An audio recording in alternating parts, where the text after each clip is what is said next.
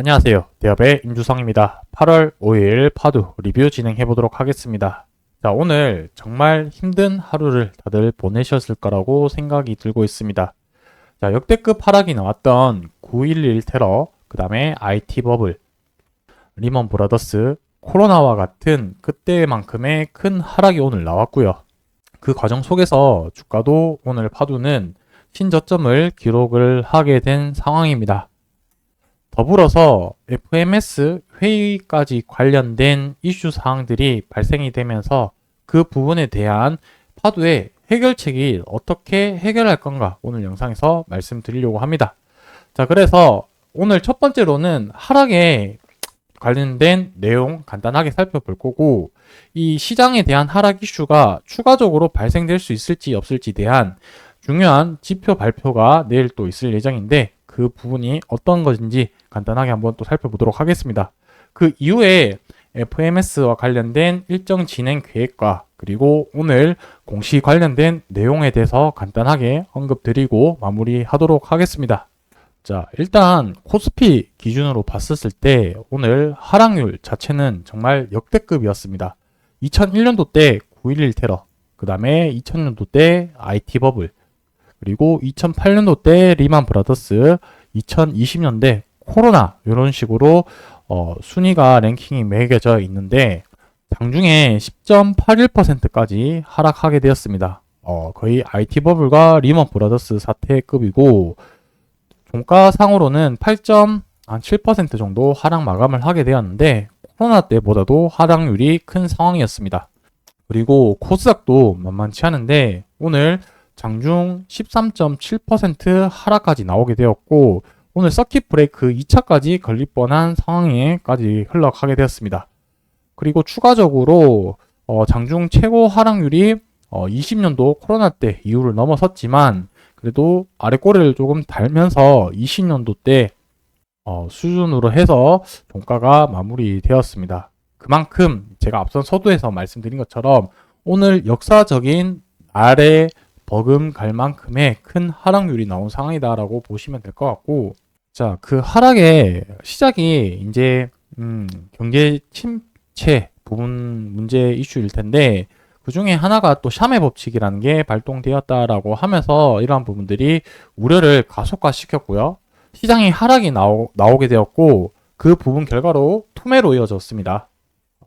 하락, 그리고 투매, 그리고 또 어떤 결과로 이루어졌냐면 반대 매매가 나왔고요. 이 반대 매매를 통해서 또 추가적인 하락이 나오고 이 하락을 통해서 또 반대 매매 나오는 이런 악순환의 연속의 시장의 하루였다라고 볼 수 있겠습니다. 자, 그렇다면 샤메 법칙이 무엇이냐면 실업률 기준으로 보는 지표 중에 하나인데 결국에 미국 실업률 기준으로 최근 3개월 이동 평균치가 앞선 12개월 중에 최저치보다 0.5%포인트 이상 높게 되면은 경기 침체에 접어든 것으로 판단을 하고 있는데 오늘 발표를 했을 때 실업률이 24년 7월 지표가 0.53, 0.5%포인트보다 높게 나오게 되면서 경기 침체에 접어든 것이 아니냐라는 시장의 우려가 부분이 섞이면서 큰 하락이 나왔다라고 볼 수 있겠습니다. 자, 그리고 또 중요한 지표 중에 하나가 ISM 서비스업 지수가 오늘 이제 발표가 되는데 현지 시간으로 10시에 발표가 됩니다. 이 부분은 지난번 제조업 지수 부분과 관련해서 언급드렸었는데 제조업 지수 같은 경우는 50 미만 시장치보다 많이 하회하게 되면서 시장 충격을 주게 되었었는데 미국 같은 경우는 제조업보다는 서비스업이 좀 더 중요하기 때문에 오늘 이 지표가 50 이상이 나오게 된다라고 했을 때는 시장이 어느 정도 안정세를 거치지 않았을까라고 이렇게 좀 전망을 하고 있습니다. 그러다 보니까 오늘 이제 내일 일어나게 되었을 때 미국 증시장이 어떻게 마감이 되었고 이 지수가 어떻게 발표되었는지 부분을 한번 또 체크를 해보면 내일 장이 또 추가적인 하락이 나올 수 있을지 혹은 기술적 반등이 나올 수 있는 시기인지 조금 판단이 가능하지 않을까 싶습니다. 자, 앞서 본 것처럼 이런 거시적인 매크로 상황에 대해서는 어찌할 바는 없겠지만 우리가 할 수 있는 거는 기업에 대한 가치 분석과 이슈 있었던 부분에 대한 어떻게 해석을 하고 진행된지를 파악하는 게 가장 1순위라고 생각이 들고 있습니다. 그중 하나가 이제 FMS 회의가 있었을 때 이지호 대표가 기조연설을 하게 되어 있었는데, 지난주에 이 출국 금지 해제를 해달라고 탄원서를 제출하게 되었는데, 이 부분이 좀 출국 금지를 계속해서 이어졌다라고 뉴스 기사가 나오게 되었습니다. 정말 이 뉴스 보고 좀 화가 났었는데, 오히려 주주들에게 더 피해를 미치는 게 이 금강원 특사경, 이 사람들이 오히려 더 그런 역할을 하고 있지 않냐라고 생각을 하고 있습니다. 도대체 왜 기업 활동하는 부분에 대해서 왜 출국 금지하는지 뭐 뚜렷한 명분 근거도 없이 이런 부분들이 문제가 된다라고 해서 방해하고 있는 게 오히려 특사경이지 않을까라고 생각이 들고, 만에 하나 추후에 이런 그 뭐라 해야 될까요? 주주분들이랑 함께 해서 민원을 넣을 수 있으면은 조금 넣어야 되지 않을까라고 개인적으로 생각을 하고 있는데, 이 부분이 또 사법 리스크랑 또 엮여 있다 보니까 쉽사리 행동하기는 좀 쉽지는 않은 것 같습니다. 자, 어쨌든 결론은 이주호 대표가 FMS 기조연설을 못한다라는 거는 팩트인 부분인 거고, 제가 IR 담당자분이랑 오늘 또 통화가 또 다행히도 됐습니다. 이 부분에 대해서 어떻게 대처를 할 수 있을지 여쭤봤었는데, 일단 국내에서는 가지는 않는다라고 했습니다. 국내에서는 출국을 하지 않습니다. 왜냐하면 대표가 가지 않기 때문에 뭐 다른 임원들이 뭐 못 가는 상황이 됐겠죠.